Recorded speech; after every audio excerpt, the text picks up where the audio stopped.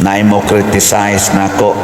Father, sige man kagwali, mura mag-in favor kay kang President Duterte, waday ka mo consider anang iyang EJK, anang ipamatay nga mga adik. Ako, kanusa man sa kuniingon nga wa ko maluoy anang mga adik nga gipampatay, daghan magani ko adik nga gipangsagop, dikawatan na magani ko kapilas mga adik, sukad pa diha pa ko trabaho sa landbank hangtod karong pari na lang ko kapila na ko giunay anang mga adik, dili lang adik nga wa na ko mailhi, hastang mga adik nga ako giyong kaliwat gipangilad naman ko ana nila, wa man nako sila patya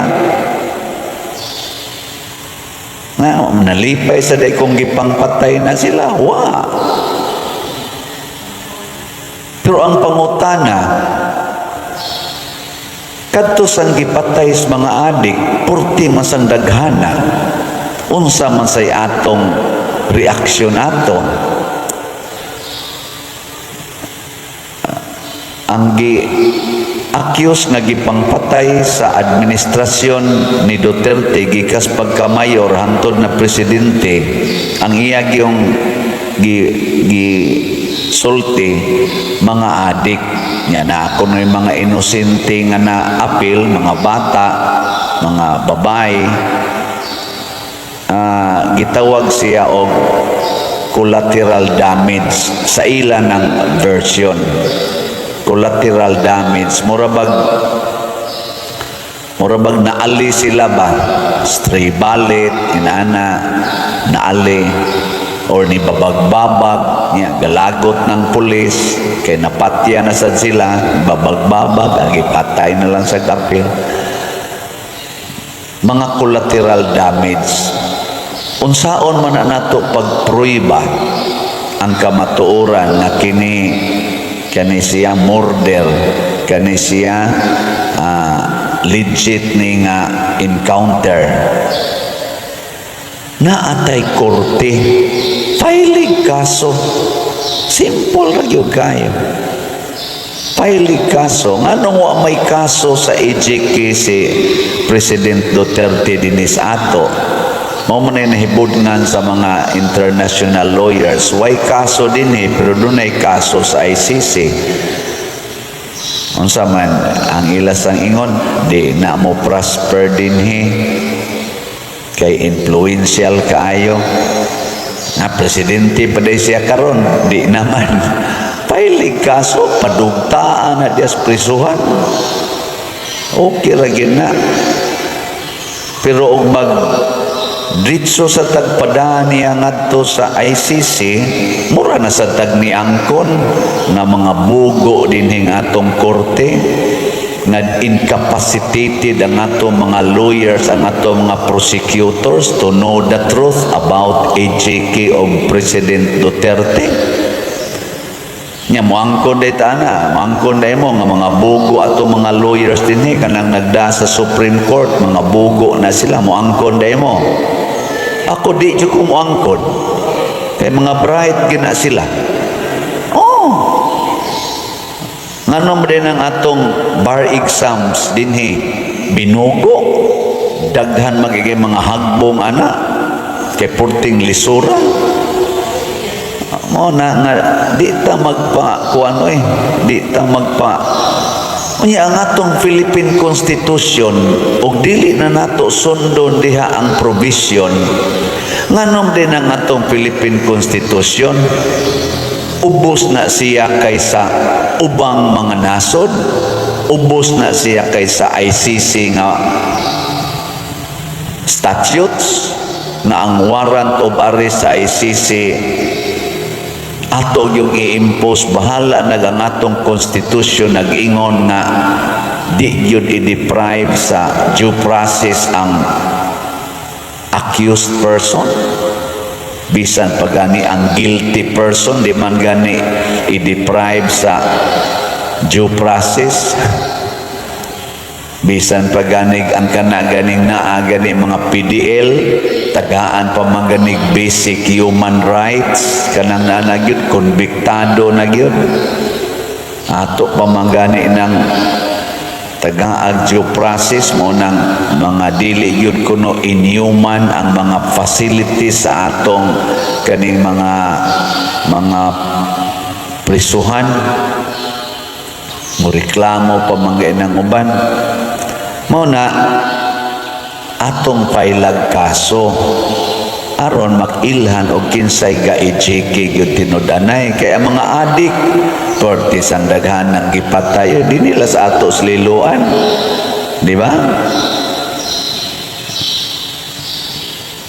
Naingon bitaw ko na mga pari gipangpatay ga adik na ay mga estudyante gipangpatay ga adik na pay gipang rape karon ganing bag-o foreigner na pagitoy galakaw lang karon lang yung game bag-o og mo irog-irog tagjutay katong ngilo kayo nga crime dito dapit sa dito naga ba to iyang gipatay ang iyang duha ka anak kastang iyang asawa iyang giputlas liog kay gikan sa siya nakasuyok ako kapila ko nagmisa og mga gipatay sa adik na pagani apo miunay patay sa duha niya kabuk apuhan lolo og lola niya iya gyung gipatay kay naglagot lang siya sigihan siya og sulti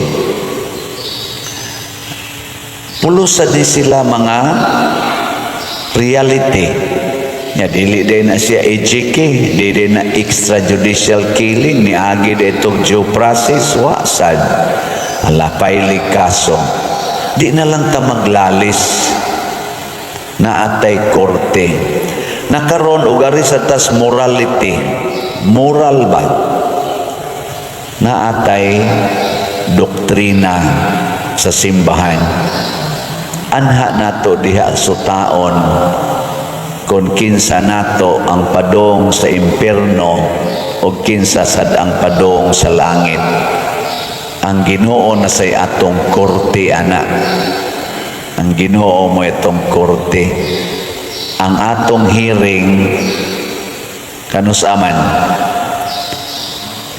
inig kamatay kaya naman sa uban na bisag paila ni mo kaso diri sa kalibutan makaikyas yun kay tungod lagi anang ato sang ana-ana ba naaman na siya tawhanon ramanta huyang makaikyas yun don't worry na ay katapusang korte nga mohukom nato ug unsa man ang atong Ginoo muna unsa toy tubag nato sa salmo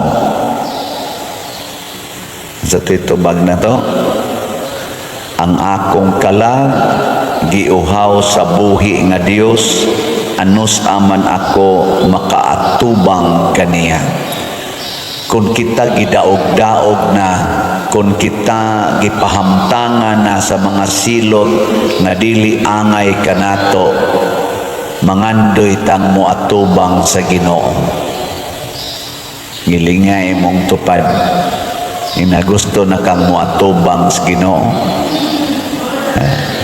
gusto na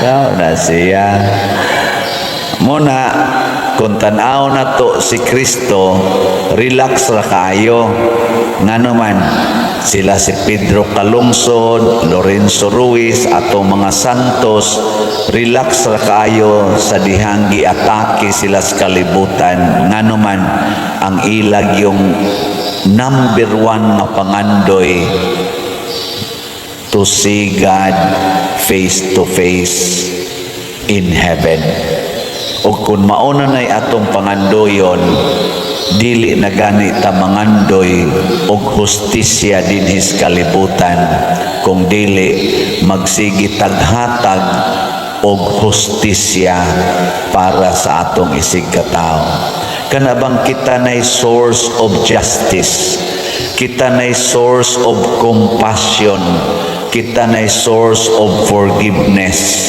dili kay magsigitag demand og hustisya para nato. Sinaaman sa dihang naayo na siya mo'y nihatag na sad ngadto sa propeta, nihatag sad siya og gasa. Kanang manghatag na tabang ngilingya na sa imong tupad ing napilaroy slat imong paliton karong adlaw, pilaroy slat imong paliton. Panghatag na og slat, sigig pangayog kwarta, sig pangayog kwartas Ginoo, di gani mo palit og slat nga pilar gina atong slat. Ang tulo na to ka slat is BF dag 500, ang atong God's Healing and Deliverance 100, ang atong haligi para ni Mama Mary 100, 700 ra. Sigig pangayog kwarta niya sud sa usa ka buwan, di gani kahatag og 700 niya ang pangayoon tag 100,000 ana kay bayad sa utang ana. Kuan lang na din oy, panghatag na lang na ay sig pangayo. O kada tanawa siya rog dili na madako-dako. Mga igsoon, ang tinud-anay kalipay naa sa atong paghatag og Dios nung butang ngadto sa atong isig katao, dili sa pagpangayo og mga maayong butang, kung dili sa pagpanghatag yun. Muna hinaut unta makapili tag mga kandidata sa atong midterm election karon nga mga manggihatagon og hustisya, manggihatagon og kamatuoran, manggihatagon og serbisyo nga mapaubsanon sa atong nasod, dili mga tao nga magsigilag pangayo sa atong nasod og pabor mo nang magsigig korupsyon, magsigi aning drugas, smuggling ug uban pa. Atong analyze og maayo niining mga nanagan karon, labi na gid anang team Marcos ug team Duterte. Ato silang analyson kinsa Manila ang tinuod yung manghatag og hustisya, manghatag og transparency, manghatag og accountability, manghatag og pagsumpo nining mga drugas, mga smuggling, mga terrorism ug sa kakabus, kagutom sa atong katawhan. Kinsa man ani nila ang naay anak nga kinaiya. Mailhan na nato uban sa atong pagampo o sa pagsuta nila diha sa atong social media. Kay nindot kayrong social media, kay naatanan diha ang bati o ang nindot, ang tinuod o ang bakak naa diha. Kita nalay mo sa ana. At least available ang kamatuoran o ang pranang live stream. Bakak din ang live stream. Ang kanang gipost tingali kanang kuan na magero isyo sa atong first lady, ang butlag tinuod ba na nga sige naman slag pangita hain kunong first lady.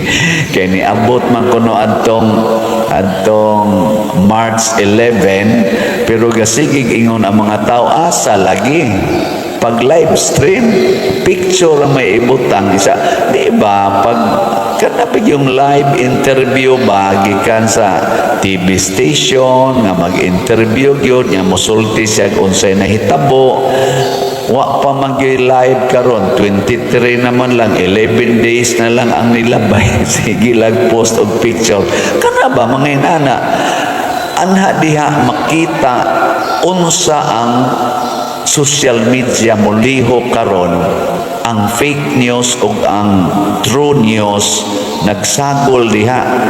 Sama sa ganing nanimba karon, ang buangon ug ang buutan nagsagol sa dinhi. Kani ba kaning nanimba? Naaman sa inyong pamilya, naa sa dahay buangon, naa sa dahay buutan, nagsagol gina. Kay matod pa ni Kristo dinhi sa kalibutan, nagsagol ang sagbot ug ang trigo. Mura sa tagbaling nga nagsagol ang maayo ug ang daotang isda. Kamaolantang muhagpat. Kamaotang muhagpat. Ana ha?